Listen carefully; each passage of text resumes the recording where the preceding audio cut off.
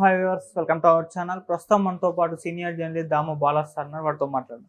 నమస్కారం సార్. నమస్తే సార్, పరిపూర్ణానంద స్వామి హిందూపురం నుండి ఎంపీగా పోటీ చేద్దాం అనుకున్నాడు. బీజేపీ టికెట్ ఇస్తుందని కూడా ఆశించాడు. కాకపోతే బీజేపీ టికెట్ ఇవ్వలేదు. టికెట్ ఇవ్వకపోవడానికి గల కారణం హీరో బాలకృష్ణ గారు అని చెప్పేసి ఈయన ఆరోపిస్తున్నారు. అలాగే బాలకృష్ణ గారు హిందూపురంలో ఓడిపోతారని కూడా చెప్తున్నారు. అసలు ఎవరు ఈయన, మరి ఇప్పుడు పోటీ చేస్తున్నారు లేదా, ఇతని బయోగ్రఫీ ఏంటి? పరిపూర్ణానంద స్వామి ఇంతకు ముందు కూడా వివాదాస్పదుడే. ఇతను ఒకసారి మనకు గుర్తుంటే హైదరాబాద్లో ఇతన్ని 6 నెలల పాటు నగర బహిష్కరణ కూడా వేశారు. అంటే అప్పటి ఏంటంటే కత్తి మహేష్కు ఇతనికి మధ్య గొడవైంది. కత్తి మహేష్ శ్రీరాముని గురించి ఏదో వ్యాఖ్యలు చేస్తే ఈయన కూడా దానికి వ్యతిరేకంగా ఒక హైదరాబాద్ నుంచి యాదాద్రి వరకు ధర్మాగ్రహ యాత్ర అని ఒకటి మొదలుపెట్టాడు. దానివల్ల శాంతి భద్రతల సమస్య తలెత్తుందని చెప్పి ఈయనకి కూడా నగర బహిష్కరణ శిక్ష విధించారు. కత్తి మహేష్కి కూడా విధించారు. కత్తి మహేష్ ఏమో సైలెంట్గా వెళ్ళిపోయాడు. ఈయనేమో హైకోర్టుకి వెళ్ళాడు. ఫైనల్గా హైకోర్టు పోలీసులను మందలించి నిషేధాన్ని ఎత్తివేసింది. దాని తర్వాత ఈయన సైలెంట్ అయ్యాడు. అయితే ఈయన బ్యాక్గ్రౌండ్కి సంబంధించి వచ్చేసరికి ఈయన 72లో నవంబర్లో నెల్లూరులో పుట్టాడు.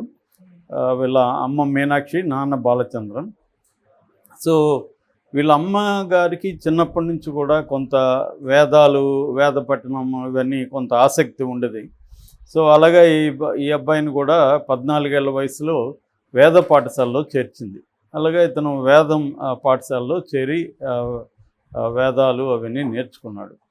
దాని తర్వాత 16వ వయసులో ఇతను దయానంద సరస్వతి రిషికేష్కి వెళ్ళి అక్కడ దయానంద సరస్వతి దగ్గర చేరాడు. సో అక్కడ వాంగ్మయాల చరిత్ర కావచ్చు, ఉపనిషత్తులు, అద్వైతం ఇవన్నీ అక్కడ నేర్చుకున్నానని చెప్తున్నాడు. సో వాటితో పాటు ఆగమశాస్త్రం, మంత్ర, వాస్తు, జ్యోతిష్యం ఇవన్నీ కూడా అక్కడ నేర్చుకున్నాడు. దాని తర్వాత వచ్చి ఆయన దయానంద ఏం చెప్పాడంటే, నువ్వు వెళ్ళి నువ్వు నేర్చుకున్న దాన్ని ఇతరులకు బోధించు, హిందూ ధర్మ వ్యాప్తికి పాటుపడని చెప్తే ఈయన బయటకు వచ్చి బోధిస్తున్నాడు. 99లో తూర్పుగోదావరి కాకినాడ పిఠాపురం రోడ్లో కాకినాడకి 5 కిలోమీటర్ల దూరంలో ఈయన శ్రీపీఠం అని ఒక ఆశ్రమాన్ని ఎస్టాబ్లిష్ చేశాడు. ఐశ్వర్యాంబిక సమేత సుందరేశ్వర స్వామి అనే ఒక దేవుణ్ణి అక్కడ ప్రతిష్ట చేశారనమాట. అక్కడి నుంచి ఈయన ఎక్కువగా యజ్ఞయాగాదులు చేయడం అలాంటివి ఉండేది. మహానక్షత్ర యాగం కూడా 32 రోజుల పాటు కరువు కోసం చేశాడు 2002లో. దాని తర్వాత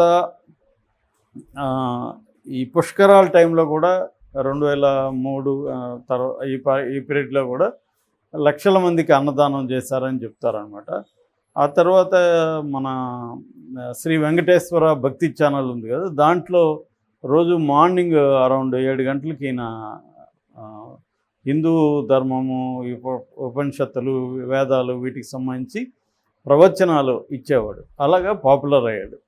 అయితే మెల్లగా ఆయన ఏంటంటే ఇతని జర్నీ చూస్తే సనాతన హిందూ దాని నుంచి రాడికల్ హిందూ, తీవ్రవాద హిందూయిజం వైపు వచ్చినట్టు కనబడుతుంది. అంటే బీజేపీ ఎదుగుదలకి తన ఎదుగుదలకి లింక్ కనబడుతుంది. బీజేపీ కూడా ఏం చేసింది, ఒక మైల్డ్గా ఉండే హిందూయిజం నుంచి మిలిటెంట్ హిందూయిజాన్ని బీజేపీ రంగంలోకి తీసుకొచ్చింది.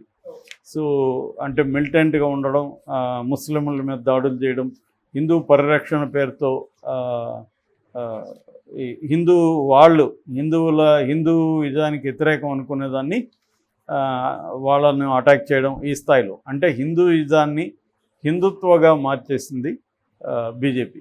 సో అలాగా మార్చిన క్రమంలో ఇలాంటి కొంతమంది స్వాములు కూడా ఏమయ్యారంటే దానికి అనుకూలంగా వీళ్ళు కూడా రాడికలైజ్ లేదా మిలిటెంటైజ్ అయిపోయారు.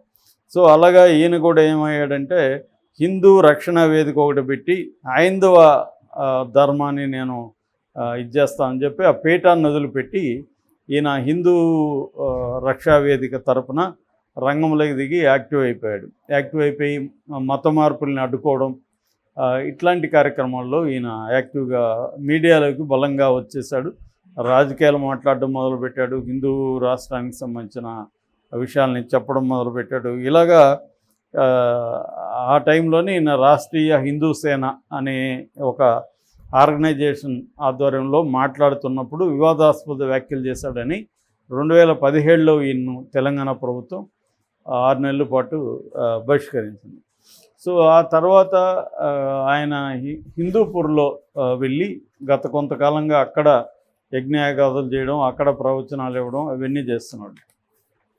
అక్కడ ఆయన బీజేపీ నుంచి పోటీ చేయాలని అనుకున్నాడు. ఇప్పుడు ఉత్తరప్రదేశ్లో యోగి వీళ్ళందరూ తర్వాత ఏంటంటే ఇలాంటి వాళ్ళకి రాజకీయాల మీద కూడా ఆశ పెరిగి మనం కూడా ఎంపీ అవుదాము, నేషనల్ లెవెల్లో పాపులర్ అవ్వచ్చు అన్న కోరిక ఈయనకి పెరిగింది. మామూలుగా అయితే బీజేపీ తనకు కోరుకున్న 6 ఎంపీ స్థానాల్లో హిందూపురం కూడా అడుగుతుందనే పుకారు ముందు నుంచి ఉండిందన్నమాట. అక్కడ ఈయనకి ఇస్తారు అని కూడా వచ్చింది ఈ పరిపూర్ణానంద స్వామికి. బట్ ఈయనకి ఇవ్వలేదు. పైగా అది తెలుగుదేశంకి వెళ్ళిపోయింది. అది అంటే హిందూపురంని తెలుగుదేశం అడిగింది, తెలుగుదేశానికి ఇచ్చేశారు. సో తెలుగుదేశంలో బీసీ క్యాండిడేట్ బీకే పార్థసారథిని నిలబెట్టారు. అక్కడ ఇక ఆయనకి సీట్ ఇచ్చే అవకాశం లేదు, ఎందుకంటే బీజేపీ లేదు కాబట్టి. సో ఈయనేమని అనుకుంటున్నాడంటే ఈయనకి సీట్ ఇవ్వకపోవడానికి కారణం చంద్రబాబు బాలకృష్ణ అనేది ఆయన అభిప్రాయం. ఎందుకంటే ఆల్రెడీ ఆయన పురంధేశ్వరిని కలిసి వచ్చినాక ఈ స్టేట్మెంట్ ఇచ్చాడు. అంటే పురంధరేశ్వరి ఏమన్నా చెప్పిందా, వాళ్ళిద్దరే అడ్డుపడ్డారు నేనేం చేయలేనని చెప్పిందా తెలియదు. కానీ మొత్తానికి ఆయన ఆమెతో మీటింగ్ అయినాక బయటకు వచ్చి నాకు సీట్ రాకుండా చేసింది చంద్రబాబు బాలకృష్ణ అనేది మొదలుపెట్టాడు. దానికి ఆయన కారణం ఏం చెప్తున్నాడంటే అక్కడ దాదాపు హిందూపురంలో దాదాపు 60,000 ముస్లిం ఓట్లు ఉన్నాయి. ఎందుకంటే మనకి రాయలసీమలో అంటే గ్రేటర్ రాయలసీమ నెల్లూరు, చిత్తూరు, కడప, కర్నూలు, అనంతపురం ఈ జిల్లాలలో ముస్లిం పాపులేషన్ గణనీయంగా ఉంటుంది. సో అలాగా హిందూపురంలో కూడా ముస్లిమ్స్ గట్టిగానే ఉంటారు. సో అందువల్ల 60,000 పాపులేషన్ అక్కడ ఉంది కాబట్టి ఈయనకి కానీ ఇస్తే ఈయన గమ్మునున్నాడు, ఎలాగో హిందూ మిలిటెంట్గా ఉంటాడు కాబట్టి తీవ్రంగా మాట్లాడడం ఇవన్నీ చేస్తాడు, అల్లర్లు జరిగే అవకాశం ఉంది. దానివల్ల ఓన్లీ హిందూపూర్ ముస్లిం ఓట్లే కాకుండా రాష్ట్ర వ్యాప్తంగా కూడా ప్రభావితం అయ్యే అవకాశం ఉంది. ఆల్రెడీ బీజేపీతో పొత్తు పెట్టుకోవడం వల్ల కొంత ఈ ముస్లిం సెక్షన్స్లో నెగిటివ్ తెలుగుదేశానికి జనసేనకి నెగిటివ్ ఇది అనేది బాగా పెరిగింది అంటున్నారు. అందుకని చంద్రబాబు కూడా ప్రత్యేకంగా చాలా చోట్ల విధి లేక మేము బీజేపీతో పొత్తు పెట్టుకోవాల్సి వచ్చింది అన్నట్టుగా కూడా ఆయన సర్ది చెప్పుకోవడానికి ట్రై చేస్తున్నారు ముస్లిం ఓట్ల దీనికి. యాక్చువల్గా ఈ 4 ఏళ్ళుగా బీజేపీతో జగన్ రహస్యంగానే ఉన్నాడు అనేది కూడా ఆయన తీసుకెళ్తున్నాడు. సో ఈ కాంటెక్స్లో ఈయనగానే ఉంటే అదంతా వీళ్ళు చేసే ప్రయత్నాలన్నీ గంటికొట్టి ఈయన దాన్ని చెడగొట్టేస్తాడని ఒక భయం ఉందని సో ఈయనకి రాకుండా చేస్తారనేది ఈయన అభిప్రాయం. సో అందుకని ఇప్పుడు ఏం చేస్తాను అంటే నేను ఇండిపెండెంట్గా పోటీ చేస్తాను హిందూపూర్లో. నేను పోటీ చేసి బాలకృష్ణని కూడా అక్కడ ఓడిస్తాను. ఎందుకంటే బాలకృష్ణ అని నాకు యాంటీగా వాళ్ళ చంద్రబాబుతో చెప్పి నన్ను సీట్ రానికుండా చేశాడు కాబట్టి బాలకృష్ణ ఓడించడమే ఇక్కడ నా ధ్యేయం అంటున్నారు. ఆల్రెడీ అక్కడ హిందూపూర్లో ఈసారి వైసీపీ కూడా చాలా స్ట్రాంగ్గా బాలకృష్ణను ఓడించాలనేది ఉంది. ఎందుకంటే వైసీపీ కొంతమందిని టార్గెట్ చేసుకుంది. అందులో కుప్పం చంద్రబాబు, మంగళగిరి మన లోకేష్, పిఠాపురం పవన్ కళ్యాణ్, ఇక్కడేమో బాలకృష్ణ హిందూపూర్లో. సో అందుకని ఈసారి అక్కడ దీపిక అనే ఒక మహిళను కూడా అక్కడ పోటీలో నిలబెట్టారు.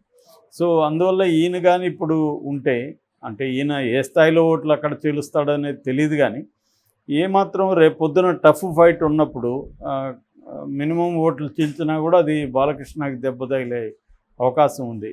ఎందుకంటే రేపు ఈయన మాట్లాడేటప్పుడు కూడా జగన్ విమర్శించడం కంటే కూడా బాలకృష్ణ అండ్ చంద్రబాబుల మీద ఆయన కోపం ఎక్కువ ఉంది. వాళ్ళ వల్లే నాకు ఓటు ఇది సీట్ రాలేదని.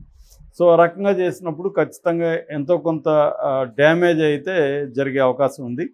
మరి ఎంత డ్యామేజ్ జరుగుతుంది, దాన్ని బాలకృష్ణ చంద్రబాబు ఎలా డీల్ చేస్తారనేది మనం చూడాలి.